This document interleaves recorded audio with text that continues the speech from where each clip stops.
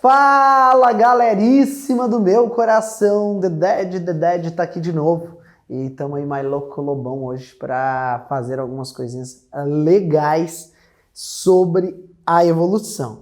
Então a gente já conferiu algumas coisas sobre evolução química e agora a gente vai dar uma olhada sobre o histórico, tá, do processo evolutivo. Ainda não vamos falar dos pensadores nessa aula, ainda não vamos falar sobre os caras, mas vamos entender quais algumas evidências que ao longo da história a evolução precisa, né?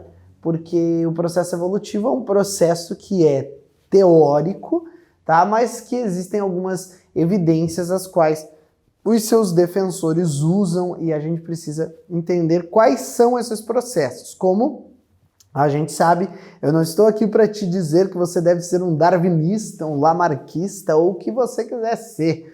Na realidade, você seja o que você quiser ser, né? Porém, você precisa saber os detalhes de cada uma das teorias para que, se cair no vestibular, você possa acertar e não peidar em la farofita, né? Então tem que ficar muito ligado nessas paradas. Vem comigo?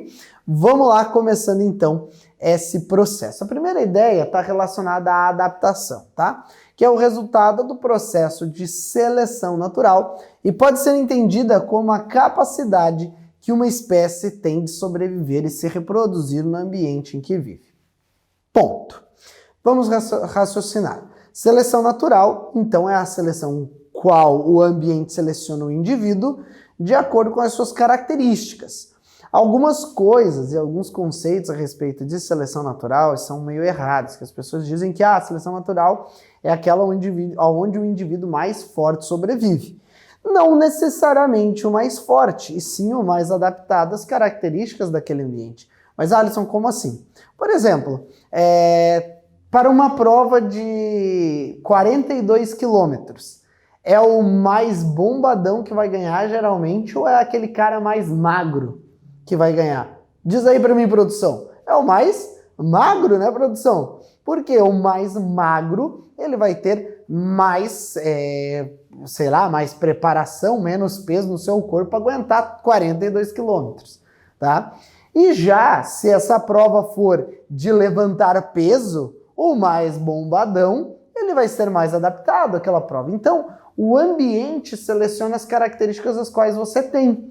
E essas características vão ser boas em um ambiente e em outro ambiente podem não ser boas. Então, este conceito aqui é a capacidade que uma espécie tem de sobreviver e se reproduzir em um ambiente que vive. Um exemplo que a gente tem é dos jacarés, crocodilos e dos gaviais, que são todas espécies ali dentro dos nossos crocodilianos, certo? São todos répteis crocodilianos. Então, são capazes de manter-se muito tempo quase submersos, pois os olhos e as narinas estão localizados na parte de cima do crânio, permitindo a respiração e o espreitamento da presa. Então, vamos dizer que os répteis antecessores deles não tinham essa característica e surge uma mutação. E essa característica foi a seguinte: o olho, em vez de vir no focinho aqui embaixo, o olho veio aqui na parte de cima da cabeça desses caras, junto com as narinas deles. O que aconteceu? O ambiente selecionou, isso mudou porque eles estavam dentro d'água? Não. Foi uma mutação aleatória, porque as mutações ocorrem ao acaso, e simplesmente, quando esse cara surgiu, o ambiente selecionou ele positivamente. Como que o ambiente seleciona esse animal positivamente? Porque, por exemplo, o cara que come, ele vai estar mais bem nutrido, geralmente ele vai estar mais bonito, ele vai estar mais frondoso para as fêmeas da sua espécie. Então, a seleção sexual delas para ele é muito melhor. Eles vão preferir aquele que tem mais atributos necessários para a reprodução. Então, por isso que essa característica ela segue, porque o ambiente selecionou ela positivamente. Aonde que está o erro do aluno às vezes? É que ele diz que essa mutação, que essa adaptação que surgiu, ela foi boa e daí foi sendo passada para as outras características, para os outros indivíduos, não porque o ambiente selecionou. É tipo o que Lamarck falava, que o cara que a girafa ia esticando o pescoço, esticando o pescoço, esticando o pescoço, até que passava para os outros. Não, né? Então, mas a gente vai chegar em Lamarck. Então, a adaptação está relacionada com isso. E a seleção natural, então, é um processo natural o qual o ambiente seleciona os indivíduos mais bem adaptados e não os mais fortes. Tome cuidado com esse conceito. Embora, às vezes, os mais fortes são os mais adaptados, certo? No caso meu e da produção, que está aqui gravando a aula para mim, a nossa característica é a beleza. Eu sou muito mais bonito, então eu sou selecionado positivamente pelo ambiente e ele não, né? É assim mesmo, produção. É triste. A origem da adaptação, tá? Quais são as origens que esses caras idealizam sobre a adaptação? Da onde que isso vem? Então existe uma história do conhecimento. Existe uma história para a construção desse conhecimento. Quais são? Primeiro eu tenho o fixismo, tá? Que ele pode ser de duas vertentes. O fixismo criacionista ou naturalista.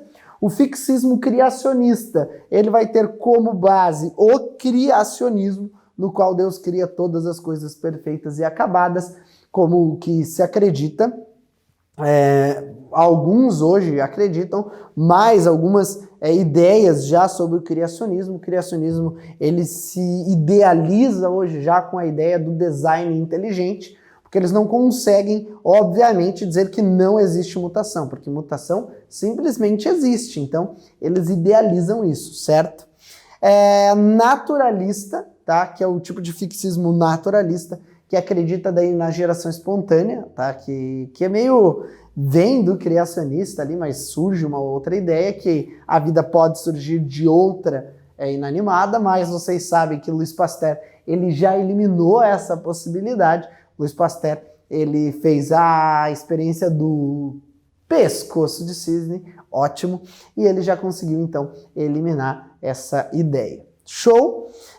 Aí vem o transformismo, tá? Que a ideia do transformismo era que as mudanças que ocorriam no planeta Terra, por exemplo, o afastamento das massas continentais, que iam levar à origem dessas adaptações, tá? Por exemplo, lá quando você tinha todos os continentes grudados e depois eles foram se separando, né? Essa era a ideia do transformismo, que essas adaptações se davam através destes processos. E daí vem a seleção natural, o qual o ambiente seleciona os indivíduos mais adaptados às determinadas características. Então, a seleção natural, de fato, é o que até hoje a gente mais aprofunda e que até hoje é mais especial durante todo esse processo, certo? Então, fixismo, transformismo e a seleção natural foram as ideias que ao longo do tempo foram se caracterizando. Como eu falo para vocês, eu quero acreditar no criacionismo, Alisson, não quero que você fale de seleção natural. Não quero que você fale, eu quero que você entenda o processo. No que você vai acreditar, eu vou voltar a insistir. Não use isso como um empecilho, tá? Não é um empecilho, você tem que estar ligado em todas essas teoriazinhas bonitinhas aí. E aí, cara, como eu falei lá no início da aula, a evolução, ela precisa de evidências para tentar comprovar que os indivíduos evoluíram lá de um ancestral em comum ao longo da história até chegar a tudo que tem hoje. E para isso eles se utilizam de alguns processos da natureza, processos naturais, os quais são importantes, os quais ocorrem. Então, os fósseis, tá? O que são os fósseis? Os fósseis, então, são restos ou vestígios, tá? De seres vivos de tempos remotos preservados em rochas. Não somente em rochas, eles podem ser preservados, por exemplo, no âmbar, como a gente tem nessa imagem aqui, um insetinho preservado no âmbar, que é uma substância que mantém. Mas qual que é a importância desse processo fossilífero? Por que os fósseis são importantes? Cara, porque esses caras, primeiro, eles podem ser o fóssil propriamente dito, como você tem nessas imagens, tá? Como você pode ter somente o vestígio desse fóssil. Uma pegada, uma marca do corpo desse indivíduo, tá? Registrado em uma rocha.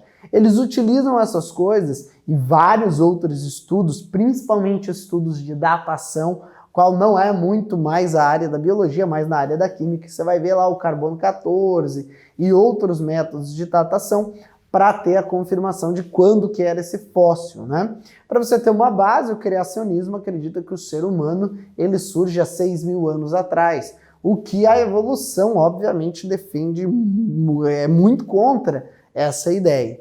Então, as semelhanças deles com espécies recentes, permitindo estabelecer grau de parentesco evolutivo. Então, eu tenho que o quê? Que esse grau de parentesco evolutivo é importante para essa comparação. Então, os fósseis, galera, eles podem ser assim. E como que ocorre o processo de fossilização? O processo de fossilização, em algumas provas de vestibulares, são cobrados sim, tá? É a parte da paleontologia, né? Então, caso caia lá, a paleontologia é uma evidência evolutiva? É. Como que ela ocorre? Tem como saber como que ela ocorre? Obviamente. Então, a gente vai passo a passo ali. Então, quando um organismo morre, ele é depositado no fundo do mar, sendo coberto por lama ou areia, por exemplo, né? Então ele é soterrado. Esse indivíduo morreu e foi soterrado, e geralmente esse soterramento ele deve ocorrer rapidamente. Partes moles são decompostas ou consumidas. O organismo então é coberto por camadas de sedimentos, partes duras como conchas, dentes e ossos sofrem processo de mineralização. E essas partes conseguem ser preservadas. Obviamente, tá? Que nesse caso aqui, tu pode ver que o corpo do animal ele está praticamente preservado inteiro, porque aqui ele foi fossilizado no âmbar, né? Então, seguindo para a parte 3, os sedimentos sobre pressão formam as rochas. Então, todos esses sedimentos sob pressão, temperatura, eles vão formar as rochas. E, posteriormente, o movimento das camadas da terra levanta as rochas acima do nível do mar e a erosão das rochas, então, expõe o fóssil. E aí existem os paleontólogos. Eu tive alguns professores, né? E um dos meus professores era paleontólogo e na faculdade ele adorava muito esse assunto. Então, galera, os fósseis também são formados em outros ambientes que recebem sedimentos, como plataformas continentais, que é antes das regiões abissais, ali antes daquela queda no oceano,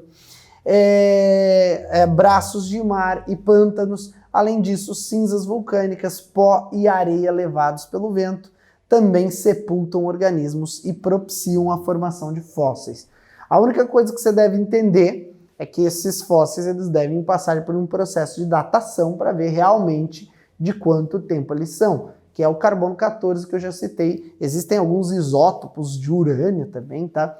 Que fazem essa datação maior ainda do que o carbono 14, mas essa datação tem que ser fidedigna, né? Tem que levar aí alguns critérios adiante. Show? A evolução humana, tá? Aqui nós temos alguns exemplos de o Homo de Neanderthales, o Homo rhodoferensis, o Erectus, o Homo saledi, o Homo florensis e todos os australopitecos e os humanos. O que eu quero falar com isso para vocês? Que existe, então, um estudo também da evolução da espécie humana, né? Até o que nós chegamos hoje com o Homo sapiens. Ao longo da história evolutiva humana, várias alterações foram ocorrendo, tá? Como aumento da caixa craniana, aumento do volume da caixa craniana, possibilitando um maior desenvolvimento cerebral. Fora várias outras coisas que os indivíduos ao longo da história foram conseguindo e se adaptando, né? Por exemplo, o viver em sociedade é uma adaptação muito importante e que foi selecionada positivamente pelo ambiente. Então, a gente começa a viver socialmente, essa sociabilidade possibilitam várias coisas. Mas a evolução humana, ela tem muito a ver aí no processo.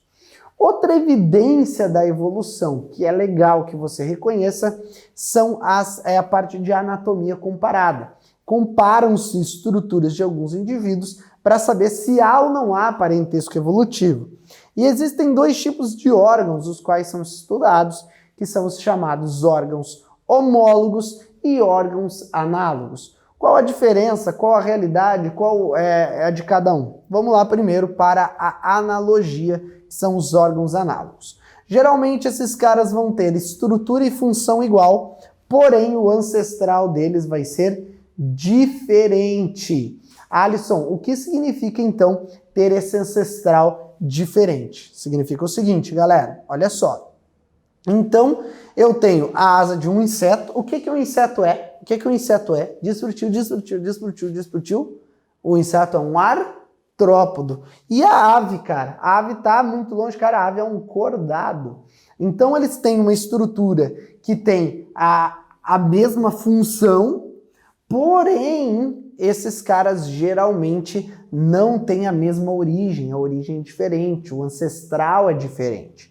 Então, eles vão ter a estrutura e função geralmente igual, mas a função é igual, mas o ancestral é diferente. Então, o que a gente costuma dizer? Que eles não refletem parentesco evolutivo. Lembra que eu estou aqui dando evidências as quais os evolucionistas têm para dizer, ó, isso aqui é verdade, entendeu?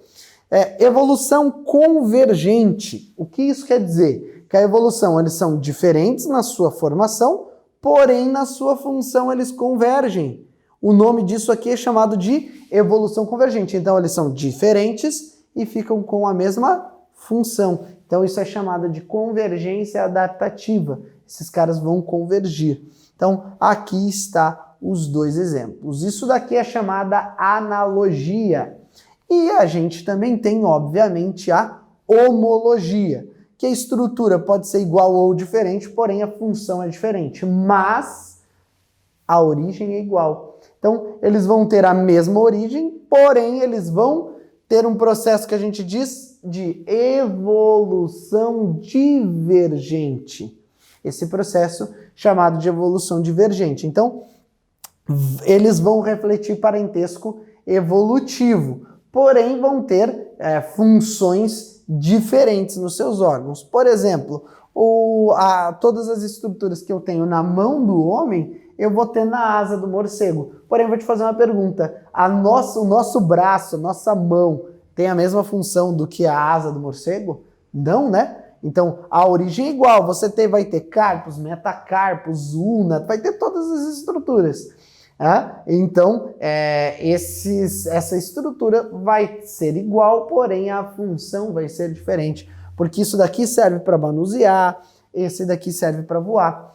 A pata de uma rã não tem a mesma função que a asa de um morcego. A pata de um cavalo não tem a mesma função que a nadadeira de um golfinho. Porém, como eu falei para vocês, essas cores todas aqui simbolizam os mesmos ossos. Eles vão ter uma estrutura igual, pode ser diferente também, mas geralmente é assim, ó. Eles vão divergir evolutivamente. Como que isso aconteceu? Imagina que tinha um ancestral em comum e, cara, esses animais aqui, eles acabaram sofrendo mutações. E quando eles estavam lá no ambiente, essa mutação ela foi positiva. Beleza, se foi positivo, o ambiente seleciona positivamente, esse cara vai ter preferência na reprodução, esse cara vai conseguir preservar essas características ao longo do tempo. A única coisa que você tem que entender é que para isso acontecer exige muito tempo. Não acontece uma adaptação dessa de uma hora para outra. Então tem que ficar bem claro na mente de vocês. Uma outra evidência evolutiva é comparar, então, a chamada embriologia comparada. Então aqui eu tenho tubarão, salamandra, tartaruga, galinha, porco e o ser humano. Todos esses carinhas colocados aqui. O tubarão, então, ele existe semelhança entre todos esses embriões. A embriologia, galera, não é só essa questão que se estuda, do embrião em si. Se estuda também o desenvolvimento lá dos seus ovos, lembra? Ovo isolécido, megalécito, telolécito, completo, incompleto, né? O centrolécito. Daí você vai comparar mórula, blástula, gástrula, neurula e a organogênese desses indivíduos. Então, eles fazem um estudo mais aprofundado para poder relacionar parentesco evolutivo e para dizer, cara, ó, existe sim um denominador em comum, existe sim um ancestral em comum entre esses caras, porque quando eu olho para a embriologia, quando eu olho para as estruturas embriológicas desses caras, eu vejo a possibilidade de eles terem, então, uma comparação. Eu vejo a possibilidade disso acontecer. Então, aí eles conseguem produzir, por exemplo, cladogramas. Para quem não lembra o que é um cladograma, que é um fato bem importante você lembrar, ele é praticamente uma árvore genealógica, né, a qual esses indivíduos são colocados. Olha só, você vai ter as feiticeiras lampreias, né, que são os chamados agnatas, mas tu pode ver que todos vêm de uma raiz em comum. Daí surgem os tubarões, as raias e as quimeras, os peixes com nadadeiras raiadas, os selacantos, os peixes pulmonados. Depois dos peixes pulmonados, surgem sapos, rãs, pererecas e salamandras, que são anfíbios. Esses anfíbios que surgem aqui, ó, eles têm uma raiz, a qual vão surgir as tartarugas. Daí dentro dessa divisão das tartarugas tem lagartos, jacarés e aves, e por outra os mamíferos. Quais são as ideias usadas aqui? São características filogenéticas que aproximam ou afastam esses indivíduos. Mas é só isso que eu uso, Alisson? Óbvio que não. Eu tenho mais uma característica que é a chamada bioquímica comparada. Ela vai fazer a comparação do DNA e de proteínas como o citocromo C presente em determinadas espécies. Como que isso vai acontecer? Imagina então que esse citocromo C, você vai ter a comparação do homem com alguns animais. Então, o homem e o chimpanzé têm igual quantidade desse citocromo. A baleia vai diferir na posição de 8 aminoácidos. E as aves vão diferir na 13 aminoácidos, os peixes em 20, os fungos em 41. Tá, Alisson, mas o que isso traz de importância para mim? O que isso traz de correlação relevante para o meu estudo? É que, galera, quando você tem essas comparações, você consegue aproximar os caras evolutivamente e perceber que existe sim proximidade entre esses caras. Então não quer dizer que um surge do nada e o outro, entendeu? Eles surgem, esses indivíduos, e esse surgimento deles é algo bem importante, porque eu consigo dizer, existe parentesco evolutivo entre esses indivíduos. Uma outra característica legal e importante são os órgãos vestigiais, que tinham função e perdem a sua função de acordo com a variação, por exemplo, da alimentação. São órgãos que apresentam menores, se apresentam menores ou sem funcionalidade, ou essa funcionalidade restrita. O primeiro exemplo que eu vou te dar está aqui, então, no ser humano e no coelho. Na realidade, esse ser humano aqui pode excluir. Então, você vai ter o coelho e o ser humano. Então, o coelho, você vai ter algumas estruturas dele aqui, ó. O coelho, galera, ele vai ter o intestino delgado desembocando aqui, e daí ele vai ter essa estrutura grandona aqui chamada de seco. Esse seco vai culminar num apêndice vermiforme bem grande. Já no ser humano, o que tu tens? No ser humano, tu tem um apêndice vermiforme bem reduzido. E a gente costuma dizer que qual que é a função do apêndice vermiforme, Alisson? Doer. Acumular resíduos de alimentos ali, inflamar e explodir, né? Então, esses caras vão ser... E olha o comprimento do seco. Por que tudo isso? Pela mudança alimentar, não foi mais necessário isso, surge uma adaptação na história evolutiva do cara que tem essa estrutura menor.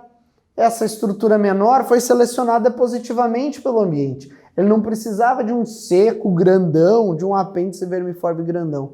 Então, a possibilidade é que não é que essa estrutura eu paro de usar ela e ela diminui, não. É simplesmente nasce um cara com essa estrutura reduzida e não faz diferença ter ou não ter ela. Então, essa característica ela é selecionada, a gente diz, positivamente pelo ambiente. Então, galera, o que tem que ficar claro na tua mente é justamente isso. Quais serão essas correlações? Qual a ideia disso? O que é a adaptação? Por isso que eu uso muitos exemplos, para que você possa ficar ligado e claramente entender as diferenças que existem entre essas estruturas. Beleza? Então, para a gente entender todo esse processo, é necessário... Então, quantos minutos falta? Falta segundos. Só segundos? Então, para a gente entender todo esse processo, galera, a gente sempre vai ter que comparar.